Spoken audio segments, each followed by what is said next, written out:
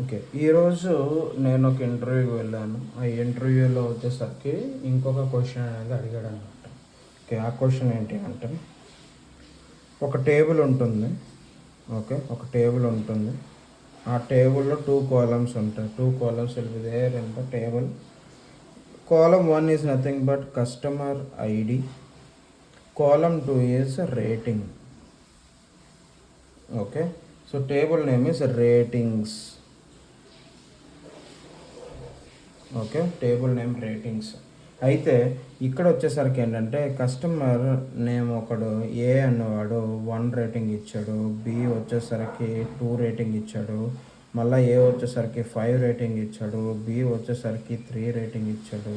మళ్ళీ బి వచ్చేసరికి 5 రేటింగ్ ఇచ్చాడు. సి వచ్చేసరికి 2. ఓకే. డి వచ్చేసరికి 1. నెక్స్ట్ డి వచ్చేసరికి 5.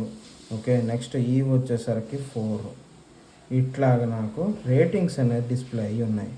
ఈ రేటింగ్స్ అని డిస్ప్లే అయిన తర్వాత చూడగానే టేబుల్ అనేది ఒకసారి నేను బై హార్ట్ చేసుకున్నా, కంప్లీట్గా అర్థం చేసుకున్నాను. ఓకే. ఏ అనేవాడు ఎన్నిసార్లు రేటింగ్ ఇచ్చాడు, బి అనేవాడు ఎన్నిసార్లు ఇచ్చాడు, ఇట్లా అనుకున్నా. కానీ వాడు అడిగిన క్వశ్చన్ ఎట్లా ఉందంటే, క్లయింట్ ఆర్ ఇంటర్వ్యూవర్ ఎట్లా అడిగాడంటే, వీడికి కావాల్సిన అవుట్పుట్ ఏంటంటే ఏ కస్టమర్ కావాలి. ఓకే. నెక్స్ట్ డి కస్టమర్ కావాలి. వీళ్ళిద్దరే వాడికి అవుట్పుట్ కావాలి. ఎందుకు అసలు ఏ కస్టమర్ ఎందుకు కావాలి, డి కస్టమర్ ఎందుకు కావాలి అని అంటే, వీడు చెప్పిన ఫస్ట్ రూల్ ఏంటి అంటే, customer who is giving both ratings 1 and 5 to be displayed.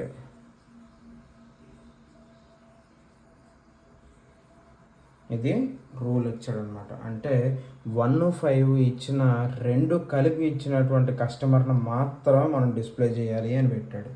సరే, 1, 5 ఇచ్చినటువంటి కస్టమర్స్ని డిస్ప్లే చేయాలంటే ఎట్లా చేయాలి ఏంటి అనేది ఆలోచిస్తున్నప్పుడు నేను అర్థం చేసుకునేది ఏంటంటే, ఓకే, 1, 5ని మనం సపరేట్ చేస్తే సరిపోద్ది కదా.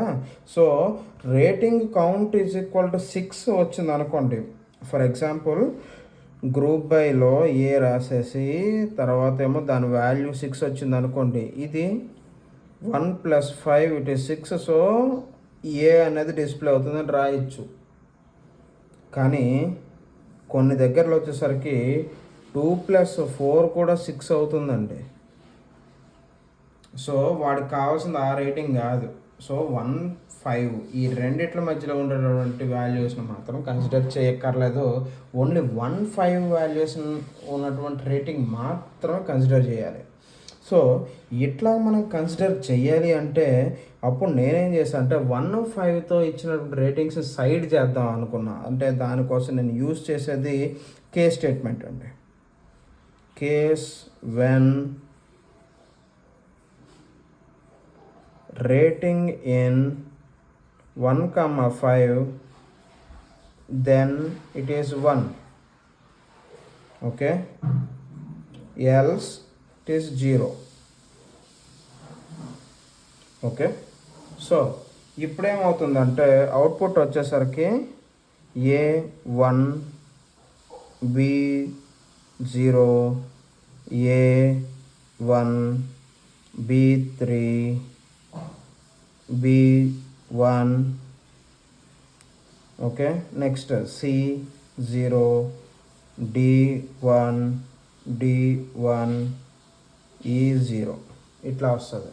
అయితే దీన్ని యూజ్ చేసుకొని నేను ఏం చేశాను అంటే, దీన్ని బేస్ చేసుకొని on top of case statement count of case which is equals to 2 తీసుకొచ్చానండి.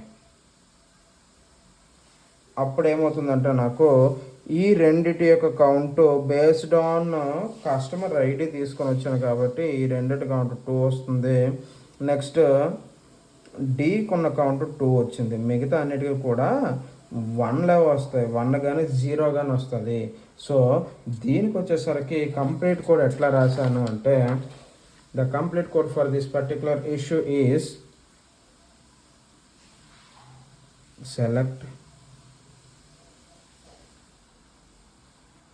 Case when rating in 1, 5 then 1 else 0 end. Okay, ఇట్లా రాసి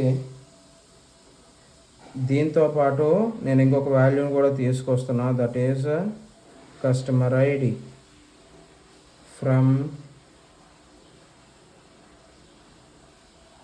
రేటింగ్స్ టేబుల్ తీసుకొని వచ్చిన తర్వాత దీనిపైన ఇంకొక సెలెక్ట్ కొరి రాస్తున్నాను. అది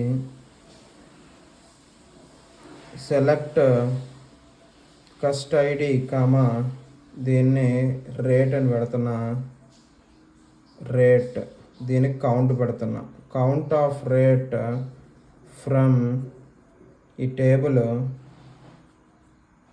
గ్రూప్ బై కస్ట్ ఐడి. ఓకే, ఇది రాస్తూ having count of rate is equals to 2. అప్పుడు నాకు కావాల్సినటువంటి A2 వస్తుంది, D2 వస్తుంది, ఇట్లా అవుట్పుట్ అనేది వస్తుంది. ఓకే, ఇది ఈరోజు వచ్చినటువంటి ఇంకొక క్వశ్చన్ అనమాట. Thank you.